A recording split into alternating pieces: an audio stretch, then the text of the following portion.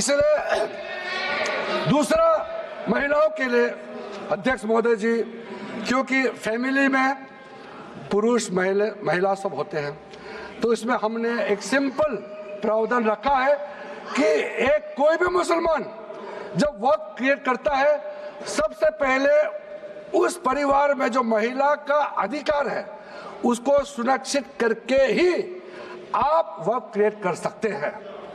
नहीं तो पहले ऐसा होता था, वक्त क्रिएट कर दिया, आपका बच्चों का अधिकार खत्म हो गया, महिला का अधिकार खत्म हो गया। आप वक्त उसी प्रॉपर्टी को क्रिएट कर सकते हैं जो आपका हकदार है, जो आपका 100% हिस्सा है, उसी को ही आप वक्त क्रिएट कर सकता है। बच्चों का और महिला का अधिकार नहीं छीन सकता है। ये बहुत बड़ा रिफॉर्म है। मुसलमानों में अगर वो चाहते हैं कि महिला आगे ना बढ़े तो ये लोग तो इसको विरोध करेंगे, लेकिन जो थोड़ा प्रोग्रेसिव सोचने वाले, जो थोड़ा बारीकी से अगर सोचेंगे तो कितना गलत बात है कि समाज में महिलाओं को दबाने का काम करते हैं और यहाँ जोर जोर से बोलते हैं। अध्यक्ष महोदय जी, सारा मैनेजमेंट जो सरकार का जमीन या प्राइवेट का जो जमीन है, इसका कलेक्टर को इन्होंने कमेटी के माध्यम से सुझाव किया है कि हर चीज कलेक्टर को क्यों ऑथोराइज किया गया है। तो कमेटी के बात को माना है कि कलेक्टर से ऊपर कोई भी अधिकारी, कलेक्टर से ऊपर जो अधिकारी है वो देखेंगे सरकारी जमीन और कोई डिस्प्यूट है वक्फ बोर्ड के साथ या किसी मुतावली के साथ डिस्प्यूट है, उसका जांच कलेक्टर के ऊपर अधिकारी करेंगे। ये कमेटी ने सुझाव दिया था और उसी को मान करके आज इस सदन में पेश किया जा रहा है। एक महत्वपूर्ण सुझाव हम लेके आ रहे हैं, अमेंडमेंट लेके आ रहे हैं, इसमें मैं मानता हूं कोई विरोध नहीं करेगा।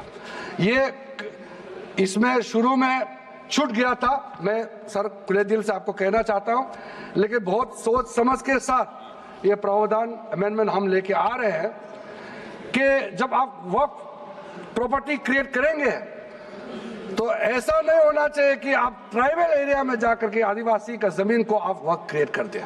ये नहीं होना चाहिए। इसलिए हमारा देश के आदिवासियों का संरक्षण को ध्यान में रखते हुए शेड्यूल 5 और शेड्यूल 6 में आप वक्फ प्रॉपर्टी क्रिएट नहीं कर सकते हैं। ये एक महत्वपूर्ण अमेंडमेंट लेकर आया है। डिटेल में अब आगे अध्यक्ष महोदय आपको मैं बताऊंगा। वक्फ ट्राइब्यूनल के बारे में सर मैं संक्षेप में, अभी फ्लोर खुलने वाले हैं, मैं आपके हाथ फ्लोर छोड़ने वाले हैं, तो मेरा जो वाइंड अप को आप ध्यान से सुन लीजिए। जो ट्राइब्यूनल है, ट्राइब्यूनल में 2 मेंबर का हमने प्रस्ताव रखा था, तो कमेटी ने कहा कि 2 मेंबर ठीक नहीं है, इसमें 3 मेंबर होना चाहिए।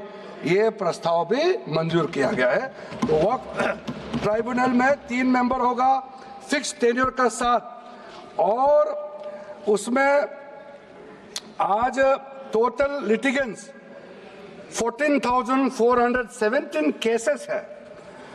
आप सोच के देखिए, तो ट्राइब्यूनल में जल्दी जल्दी केस डिस्पोज हो। 3 मेंबर्स का ट्राइब्यूनल बनाया गया है। उसके बाद में उसका टेन्योर को फिक्स किया गया है। उसके बाद में जो एक बहुत स्ट्रिंजेंट प्रोविजन था, पहले ऑटोमेटिक अपील करने का राइट नहीं था, स्पेशल रिव्यू पिटीशन ही कर सकते थे ट्राइब्यूनल के ऑर्डर के बाद। तो आज हमने एक अच्छा सोच के साथ खुला मन से ये कहा है कि अब अगर आप वक्फ बोर्ड का निर्णय से खुश नहीं है, वक्फ ट्राइब्यूनल का निर्णय से खुश नहीं है, तो आप अदालत जा सकते हैं। ये रास्ता भी हमने खोल दिया है। उसके बाद सर कंट्रीब्यूशन, एनुअल कंट्रीब्यूशन, ये भी आपका ही सुझाव था कमेटी वालों का कि जो कंट्रीब्यूशन देते हैं वक्फ बोर्ड मुतावली जो देते हैं उसको घटाना चाहिए, तो उसको 7% से 5% घटा दिया है, ताकि ज्यादा पैसा आप चैरिटेबल पर्पस के लिए खर्चा कर सके। तो अच्छा जो प्रॉपर्टी मैनेज करता है वो तो सरकार को शाबाशी देंगे।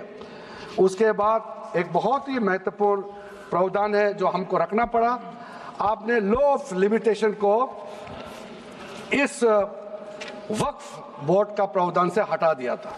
इसको हमने लगाया है। तो आपको मालूम है the limitation act of 1963 will now apply to the work property claims from the date of commencement of this act, aiming to reduce prolonged litigation। ये बहुत बड़ा मैं मानता हूँ एक कदम उठाया है। और जो सेक्शन 40 सबसे ड्रैकोनियन प्रोविजन इस एक्ट में था तो सेक्शन 40 था। सेक्शन 40 के तहत वक्फ बोर्ड, आप लोग बार बार कहते हैं ना ये ऐसा नहीं है, ऐसा ही है। सेक्शन 40 में किसी भी जमीन को आप वक्फ प्रॉपर्टी डिक्लेयर कर देता था, वो प्रॉपर्टी को हमने हटा दिया है। वो कोई भी जमीन को वक्फ प्रॉपर्टी डिक्लेयर करके फिर किसी गरीब के लिए नहीं करना है। वो लोग कुछ लोग चंद लोग अपने के लिए अपने फायदा के लिए इस्तेमाल करते हैं। ओवैसी मैं तो नाम नहीं लूंगा, लेकिन सर ये प्रावधान को इतना मिसयूज हुआ, इसलिए तो इतना लाखों प्रॉपर्टी का संख्या बढ़ गई। अब किसी प्रॉपर्टी को कैसे आप क्लेम कर सकते हैं? इसलिए इस सेक्शन 40 की वजह से अध्यक्ष महोदय जी, इस सेक्शन 40 की वजह से कई मुद्दे इस देश में आया है। आज पूरा हमारे देश का क्रिश्चियन कम्युनिटी, जो कैथोलिक चर्च काउंसिल के लोग, भारत चर्च ग्रुप के लोग, केरला में हो या देश भर में, आज पुकार के क्यों कह रहा है कि वक्त संशोधन बिल जल्दी पारित होना चाहिए।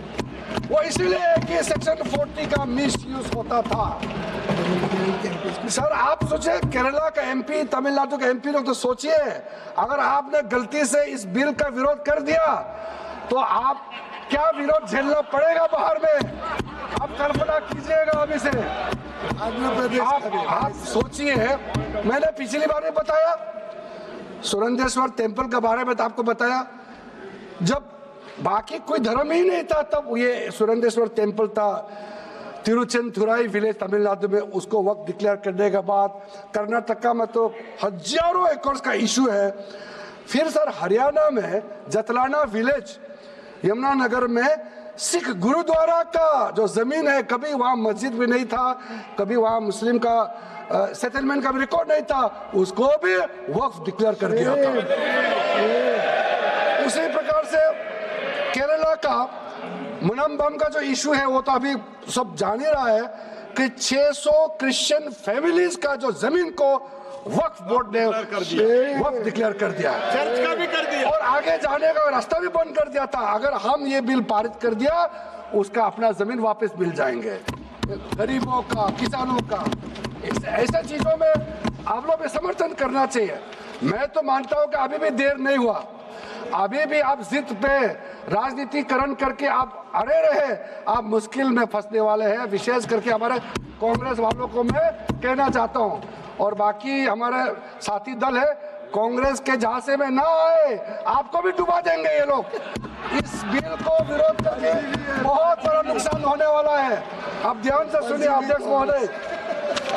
इसलिए अंत में सर, क्योंकि मैंने कहा है कि मैं आखिरी में जवाब दूंगा, तो हम लोग आगे भी इस पार्लियामेंट को भी वक्त डिक्लेयर ना कर दे, हम लोग आराम से भविष्य के लिए और अच्छा काम करें। मैंने पॉजिटिव बात में अपना बात को रखा है। अंत में मैं अपील करके अपना बात को समाप्त करना चाहता हूं। इसी लाइन के साथ मेरी हिम्मत को तो सराहो। देखिए मैं कितना हिम्मत के साथ बोल रहा हूं।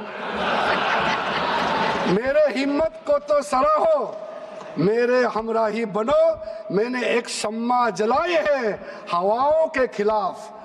आप लोग जब इस बिल को समर्थन करेंगे, मैं, हमारे वरिष्ठ नेता सब सदन में बैठे हम लोग सुन रहे हैं, मैं अपने आप को बहुत भाग्यवान मानता हूं, मैं भाग्यशाली हूं।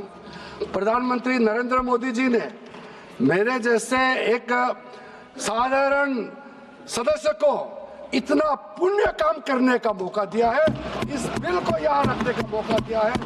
करोड़ों करोड़ों गरीब मुसलमान बहने दुआ देने वाला है। दुआ में अकेला क्यों लो, ये दुआ आप भी लेना चाहिए। इस बिल को समर्थन दीजिए, ये मेरा अनुरोध है अध्यक्ष महोदय।